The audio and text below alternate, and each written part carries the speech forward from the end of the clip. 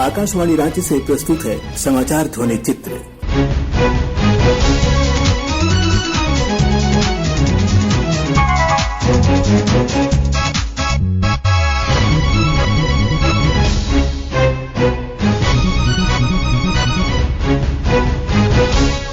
इस अंक में कोविड सुरक्षा, सबकी राय सबका बजट विषय पर संगोष्ठी और आजादी का अमृत महोत्सव। झारखंड समेत पूरे देश में कोरोना वायरस के नए स्वरूप ओमिक्रॉन को देखते हुए श्रोताओं से अपील है कि सतर्क रहें और पूर्ण टीकाकरण कराएं। साथ ही 15 से 18 वर्ष के किशोरों और अन्य लोगों के टीकाकरण में भी मदद करें। सुरक्षित रहने के लिए कृपया 3 सरल उपायों का पालन अवश्य करें। कोविड-19 से बचाव और सुरक्षित रहने के 3 उपाय। मास्क लगाएं, 2 गज दूरी है जरूरी, सुरक्षित दूरी रखें, हाथ और मुंह साफ रखें। स्वास्थ्य विभाग द्वारा लोगों को बेहतर स्वास्थ्य सुविधाएं उपलब्ध कराने के लिए आगामी बजट में विशेष व्यवस्था की जाएगी। इस सिलसिले में कल रांची के निकट नामकुम में सबकी राय सबका बजट विषय पर संगोष्ठी का आयोजन किया गया। स्वास्थ्य विभाग के अपर मुख्य सचिव अरुण कुमार सिंह ने स्वास्थ्य विशेषज्ञों के सुझाव को बजट निर्माण में महत्वपूर्ण बताते हुए कहा कि इससे स्वास्थ्य सुविधाओं के विस्तार में मदद मिलेगी। अगले वर्ष का बजट तैयार हो रहा है। इसी क्रम में माननीय मंत्री जी ने एक बहुत ही विजनरी कदम उठाया है स्टेक होल्डर्स मीटिंग करके, क्योंकि बजट जो बन रहा है वो ऐसा होना चाहिए जिसमें जो समस्याएं हैं उनको हम एड्रेस करें, जो इश्यूज हैं उनको एड्रेस करें।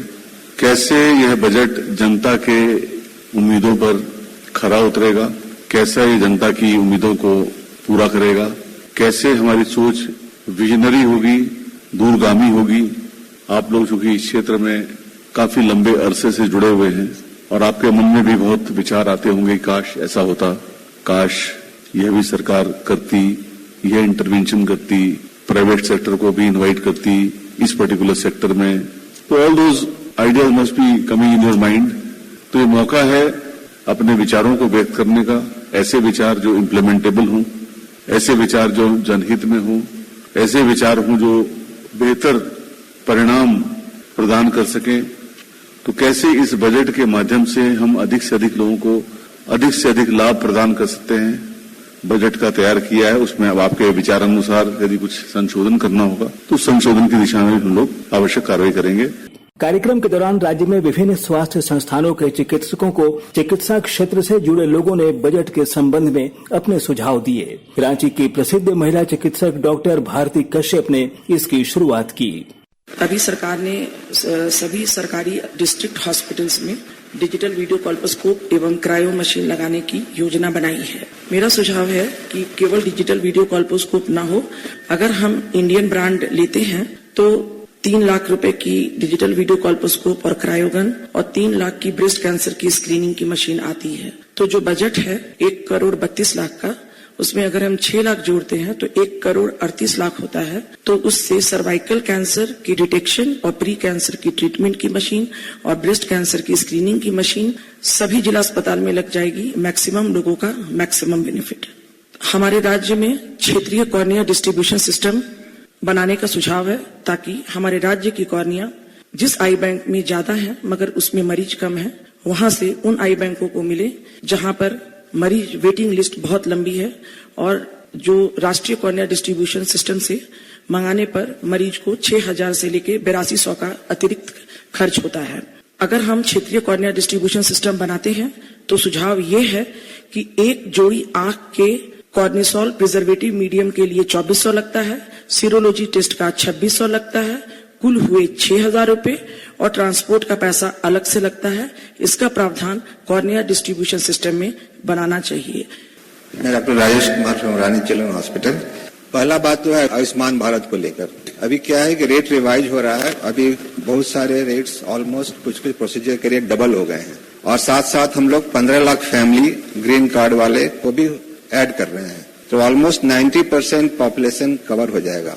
सो रफली जो मेरा अनुमान है कि जितना budget allocation last year Ayushman Bharat का है उससे ऑलमोस्ट डबल हमें चाहिए। और दूसरा है कि जो हमारे यहाँ डॉक्टर्स और नर्सेस की काफी कमी है। कुछ नर्सिंग कॉलेज भी नए झारखंड में खोले जाएं, एटलीस्ट 2 या 3, उससे जो नर्सेस की कमी है वो कमी हो जाए। सरकार को चाहिए कि कम से कम 2 सरकारी मेडिकल कॉलेज भी खोले जाएं। मैं डॉक्टर प्रदीप कुमार सिंह, झारखंड IAMA। मेरा पहला जो सुझाव है वो है कि बहुत सारी बीमारियां हैं जिनका हम बजट में जो प्रावधान करते हैं और उनको जो हम उल्लेख करते हैं, जैसे मेरा एक छोटा सा एग्जांपल है मलेरिया। अब मलेरिया जो है कुछ डिस्ट्रिक्ट में ज्यादा और बहुत सारे ऐसे बेल्ट हैं जहां उनका प्रकोप कम है। तो हम लोग अगर डिस्ट्रिक्ट बेस्ड जो बीमारी जिस डिस्ट्रिक्ट में ज्यादा हो, अगर उसके आधार पर अगर हम बनाएं, उनका एलोकेट करें बजट को और उस हिसाब से हम चिन्हित करके डिस्ट्रिक्ट में अगर काम करें। मैं डॉक्टर PK गुप्ता, हम लोगों ने बहुत स्कूल में जाकर के हेल्थ से स्क्रीनिंग किया और बहुत से बच्चों को देखा, तो ये महसूस हुआ कि शिक्षा का बहुत अभाव है। और हम लोग जब तक लोअर लेवल से शिक्षा को नहीं देंगे हेल्थ के बारे में, जब तक पेरेंट्स भी नहीं जागरूक होंगे, जब तक वो लोग जांच नहीं कराएंगे और जब तक आगे नहीं आएंगे, तो इस तरह जो है बहुत सी चीजें बच्चों में छूट जाती हैं। तो एक राय है कि एक हेल्थ कार्ड बनाया जाए, जितने भी बच्चे एडमिशन के लिए आते हैं तो हर स्कूल को कंपेल किया जाए कि उनको सारे बच्चों के हेल्थ कार्ड उनके पास रहें और एटलीस्ट क्वार्टरली जो है उनका हेल्थ एग्जामिन किया जाए। कार्यक्रम में उपस्थित स्वास्थ्य मंत्री बन्ना गुप्ता ने सभी सुझावों को सुनने के बाद कहा कि विशेषज्ञों के महत्वपूर्ण सुझाव को बजट में शामिल किया जाएगा।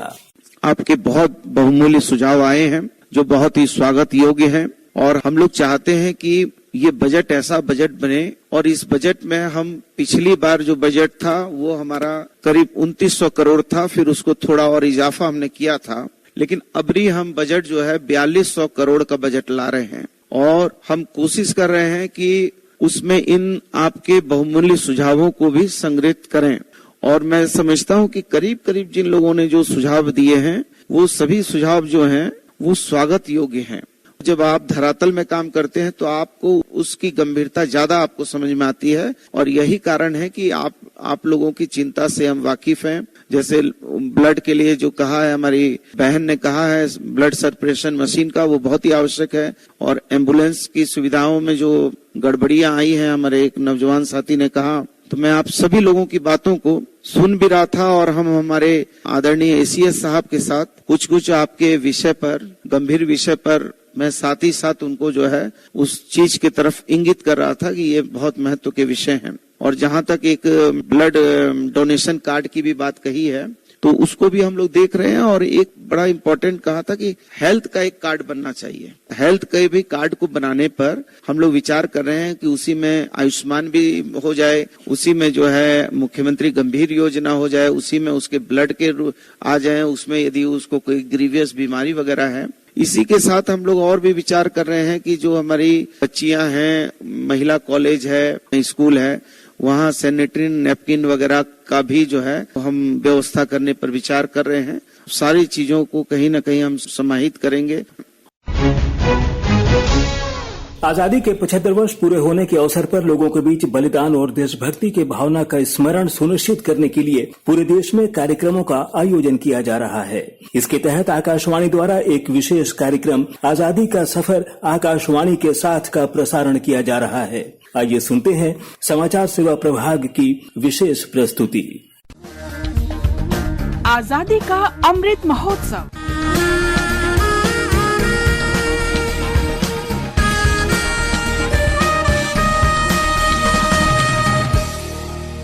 आजादी का सफर आकाशवाणी के साथ। भारत का गौरवशाली स्वतंत्रता संग्राम आधुनिक विश्व के अब तक के सबसे बड़े संघर्षों में से एक है। आकाशवाणी समाचार आपके लिए प्रतिदिन लेकर आता है इस संघर्ष की एक झलक।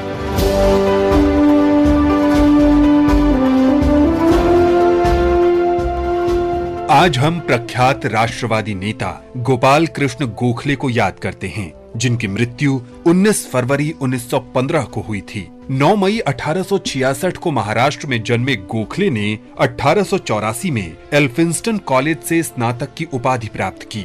गोखले पश्चिमी राजनीतिक विचारकों के संपर्क में रहते थे और जॉन स्टुअर्ट मिल तथा एडमंड बर्क जैसे सिद्धांतकारों के प्रशंसक थे। गोखले महादेव गोविंद रानाडे के सामाजिक कार्यों से भी काफी प्रभावित थे। राष्ट्र देवतांचे, राष्ट्र प्रेषितांचे, चंद्र सूर्य नांदो स्वातंत्र्य भारताचे। 22 साल की उम्र में गोखले प्रमुख राजनीतिक संगठन सार्वजनिक सभा के सचिव बने। 29 साल की उम्र में उन्हें भारतीय राष्ट्रीय कांग्रेस में सचिव के रूप में चुना गया था। उसी वर्ष वे बॉम्बे विश्वविद्यालय के सेनेट के लिए चुने गए। गोखले पूना नगर पालिका के सदस्य थे और उन्होंने इसके अध्यक्ष के रूप में भी कार्य किया।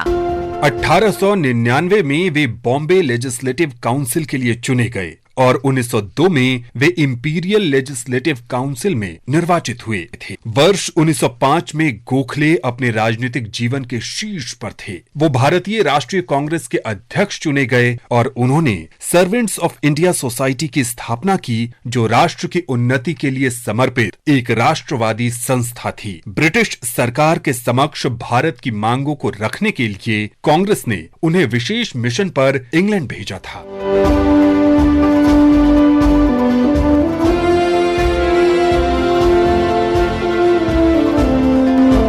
1912 में जब गोखले ने दक्षिण अफ्रीका का दौरा किया तो वो गांधी जी से मिले, जहां गांधी जी मजदूरों के अधिकारों के लिए लड़ रहे थे। 1915 में जब गांधी जी भारत लौटे तो गोखले ने ही उनका मार्गदर्शन किया था। गोखले ने गांधी जी को भारतीयों के मुद्दों को जानने और समझने में मदद की। महान नेता गोपाल कृष्ण गोखले का 19 फरवरी 1915 को निधन हो गया। हम इस महान राष्ट्रवादी को सलाम करते हैं।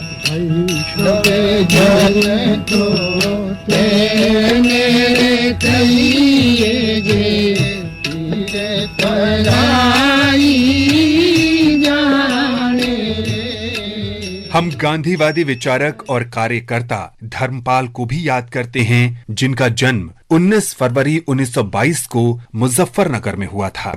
1940 में गांधी जी के व्यक्तिगत सत्याग्रह के आह्वान पर वे स्वतंत्रता संग्राम में शामिल हो गए। 1942 में उन्होंने स्नातक की पढ़ाई छोड़ दी और भारत छोड़ो आंदोलन में सक्रिय रूप से शामिल हुए। उन्होंने गांधी जी की शिष्या मीराबेन के साथ भी काम किया।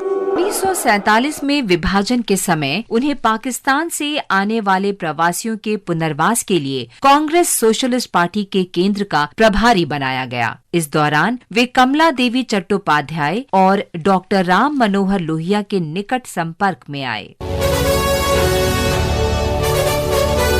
1966 से धर्मपाल ने ब्रिटिश द्वीपों में फैले भारतीय अभिलेखागारों की खोज के लिए खुद को समर्पित कर दिया। उन्होंने पूर्व ब्रिटिश भारतीय समाज की प्रकृति और कार्य प्रणाली पर कई पुस्तकें प्रकाशित की। उनके शोध ने भारतीय सांस्कृतिक, वैज्ञानिक और तकनीकी उपलब्धियों की समझ में नव ऊर्जा का संचार किया है।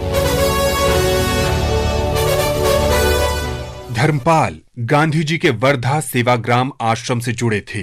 इसे उन्होंने अपना मुख्य निवास स्थान बना लिया था। 24 अक्टूबर 2006 को यहीं उन्होंने अंतिम सांस ली। इस महान आत्मा को आकाशवाणी की श्रद्धांजलि। इसके साथ ही आजादी का सफर आकाशवाणी समाचार के संग श्रृंखला का ये अंक समाप्त हुआ।